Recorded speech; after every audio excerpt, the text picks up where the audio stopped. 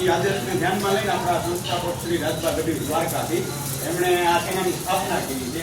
આમાં કોઈ એવા ગરીબ માણસો, કોઈ એવા પીડિતો માણસો હોય કે જેને દેખાતું ન હોય, અપંગ હોય, લુલા, એવી રીતે પછી કોઈ એવી પીડિત ગાયું એમની સેવા કરવી છે. અને એમના સામે આપણે એમના માટે આપણી પાસે 1500 થી 1600 જણાનું ગુજરાતમાં આપણી પાસે સંગઠન છે. અમરેલી જિલ્લામાં જે જિલ્લાવાઇઝ આપણે સંગઠન જોયું આપણે કોઈ જિલ્લા અત્યાર લગીમાં ગુજરાતમાં આપણે કવર કર્યા સંગઠનમાં જે આપણે સંગઠન ઘટે છે એવા માટે જમીન. આ સંગઠનનો મિટિંગનો મૂળ હેતુ એ છે કે આમાં તમારે રોજ નથી આવવાનું, રોજ ક્યાંય જવાનું નથી.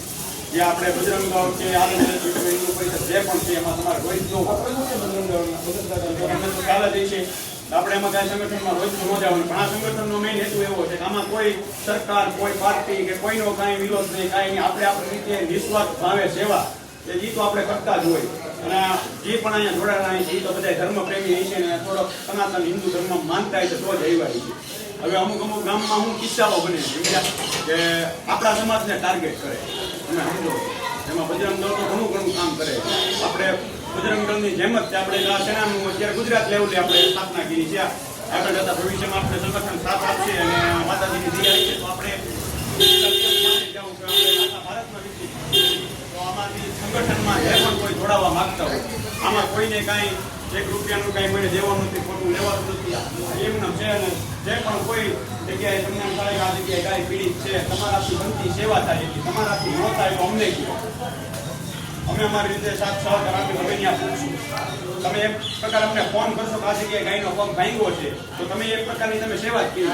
ત્યાંથી તમે રોજ જોઈ લઈ ગયા અને તમે એના વિશે કાંઈ અમને કીધું કે જાણ ન કરી તો એ એક પાપ થયું એક પ્રકારનું, જેને આપણે નજરઅંદાજ કરી નાખ્યું. એવું એનું મિટિંગ એવો થાય ને તો આ સંગઠનમાં આજે જે પણ જેટલા પણ છે આમાં કોઈ યુવા સંગઠન કે એવી રીતે દૂધ સંગઠન એવું કાંઈ છે સેવા કાર્ય છે એવી રીતે. અને મારે તો 11 જિલ્લાનું સંગઠન કરવાનું છે, 11 જિલ્લા મેનેજમેન્ટ હેડ એટલે મારા 11 જિલ્લા મારે કાંઈ અમરેલી જિલ્લા અમરેલી જિલ્લાના પ્રમુખોથી લઈ તાલુકાના પ્રમુખો લઈ મારે બધું ટાઈમ ઓછો કામ ચાલુ છે તમને તો ખ્યાલ છે. એટલે આપણે ટૂંક સમયમાં વર્ષ દિવસની અંદર આપણે 5,000 ગુજરાતમાં જોડવાનું. આમાંથી જેટલા પણ એમ થાય કે જોડાવાની ઈચ્છા થાય એવું કોઈને ફોર્સ નથી કરતા કે તમે જોડાવો તમારે ભેગા હાલો. રોજ ક્યાંય જવાનું નથી, રોજ ક્યાંય નહીં. ક્યારેક તમને એમ કેવી કે આ જગ્યાએ આ બનાવ બન્યો છે સમાજમાં કે આપણા કોઈ ગરીબ વ્યક્તિ ઉપર કે ક્યાંય ગાય માતા ઉપર કે કાંઈ અત્યાચાર થયો હોય ત્યારે આપણે જેટલું તો આપણે હિન્દુનું લોહી છે એટલું તો આપણે બતાવવું જ પડે. કારણ કે જો બતાવશું નહીં તો આપણું હાલશે નહીં. એટલે ક્યારેક એવો પ્રશ્ન બની શકે અને તમને સાથે મળી કામ કરવાનું છે તો તમારી જેટલાની ઈચ્છા હોય તો પોતાના નામ નંબર સહિત અને આપી દો. આગળની માહિતી આપણે વાળા સુરેન્દ્રભાઈ કે આપણે અત્યારે જે અમરેલી જિલ્લાનું એડમિનનું મેં બધું કામકાજ સંભાળે છે એ અમારા માટે જાદુ છે. કોઈ એક વ્યક્તિથી કામ થતું નથી. જ્યારે ક્યાંય પણ ગાય માટે મુશ્કેલી આવી અને આપણે એની સારવાર કરી નહીં શકીએ તો આપણે એવો કોઈ ધર્મ આયરે જોડેલા નથી એવું માન્ય થાય. ગમે જ્ઞાતિ હોય, જ્ઞાતિથી કોઈ હવે આપણે વાળા કર્યા છે, આ જ્ઞાતિ છે દાદ કરે એવું કાંઈ આપણા કોઈ જોયું નહોતું. અને આપણે એવું વિચારીએ છીએ ને અત્યારે 5 વ્યક્તિમાં એવા દાદા વિચારું છું આપણે છે કે આ ભાઈ પટેલ છે, આ ભાઈ દરબાર છે, આ આયર છે. એ જ્ઞાતિ સામે તમે જોઈ અને ભાગલા તમને કાંઈ રાજકારણી કોને રાજકારણી એના મત આપો, બીજું કાંઈ નથી. પણ એ મતને આપણે જોઈ જવાનું છે. આપણે આમાં સેવા કરવાની. સોનલમાનું સપનું છે એ તો આપણે સમજ્યા છીએ, પણ આપણું એક હિન્દુના નાતે આપણે આવ્યા કોઈ આપણને પૂછવાનું તો નથી કોઈ તમે હું કરીને આવ્યા છો, પણ આપણે શું કરવું છે એના માટે એક હિતુ હોવું જોઈએ. આપણે કાંઈ ન કરીએ તો કાંઈ નહીં, પણ 2 નાનકડા કામ કરીને 2 નાનકડા કામ સેવાના એટલે આપણને હિન્દુ કહેવાનો રસ થાય કે અંદરથી આપણે હિન્દુ છે એવું મનમાં વિચાર આવે.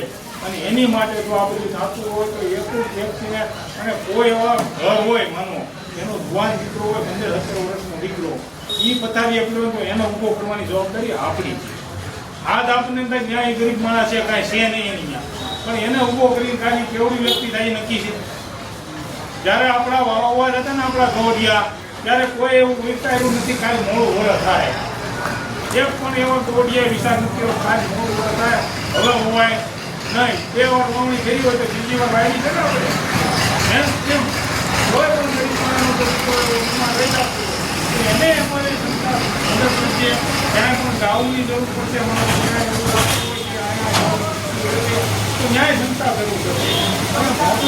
સંસ્થાનું કામ એક શું છે? એકતા રાખવા. સમાજ આવે કોઈ નથી, કોઈ જ્ઞાતિની વાત કરતો હોય કે ભાઈ આ જ્ઞાતિના છે એટલે આ છોકરો, એવું નથી. સમાજમાં જેને સેવા કરવી છે એને સમાજ માટે સેવા કરવાનો. અને બીજું કે તમે ગાવું માટે સેવા કરો છો ને એ કોઈ માટે ઉપકાર નથી હોતો. તમારો એક દરવાજો ખોલો તો સારો દરવાજો ખોલવા માટે બહુ વાર લાગે. બાકી તમારે અવળા રસ્તે જવું હોય ને એમાં કાંઈ રસ્તામાં વાર નથી. પછી તરત જ તમને એ સંગત મળીને સીધેથી તમે એ રસ્તે હોય જાઓ અને ત્યાં પાસથી તમને જલસાઈ કરાવે એટલે તમને એ રસ્તો ગાયકાવો ઈઝી લાગે. અને સારો રસ્તો હોય ને જે સંગઠનને જોડેલો હોય, સારી વસ્તુ હોય, એમાં 10 જણા જ આવે, 50 જણા એમાં ભેગા થાય નહીં. એટલે કોઈ લાગે છે એવી ન રાખી અહીંયા 50 જણા આપણે ભેગા નથી થતા એટલે આમાં કાંઈ ન હોય. જ્યાં માણસો ઓછા હોય ને ત્યાં વસ્તુ સારી હોય. આપણે જમવાની કોઈ પણ વસ્તુ હોય ને જાજી માણસોની ભીડ થાય ને એટલે શું થાય છે ખબર છે? ભીખ લાગે છે, થઈ રહે એનો ને એને 600 માણસનું ગાંઠ્યું છે, એને આમંત્રણ કીધું છે. એમાં 600માં હવા 600 સમજો એ 650 અંબાડે પણ બગાડી કોણ માં હોય? આપણે બગાડી કે ભાઈ થઈ રહે ઘા થાળીને લઈ લો. એક થાળીમાં 2 ચપલીની જરૂર હોય આપણી કેટલી, આપણે 4 લઈ લઈએ. ઓલાની જે ઘટે છે તે છેલ્લે ઊંચી ઘટ્યું પીધું પછી હેઠળમાં તમે હોય કે ઘેટું પીધી એક ચપલી ગઈ છે એટલે ઘેટું પીધું. જેને કાર્ય કરવા છે સેવાના એના માટે બહુ સારું છે. પછી જેને આપણે કહેવો અને નહીં કરે તો એ કાંઈ એના મનથી કરે કોઈ પણ વ્યક્તિ સેવા તો એ બધી વિશેષ છે. અને હું તો એમ કહું છું તમારે ગમે જ્યારે જરૂર પડે ને ત્યારે એક કામ સારું કરવું પડે.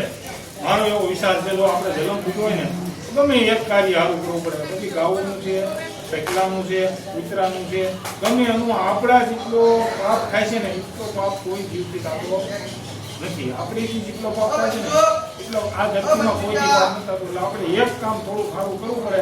એટલે આપણે એફડી ભીડી રહે. બેંકમાં એફડી હોય ને તો ગમે તે આપણે કોઈ હકીએ નિરાય. કારણ કે સવારે પહોંચવાના નથી, બરોબર છે?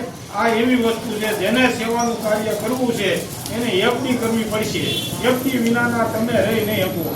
ગમે ત્યાં છે ને એને એફડી જોઈએ.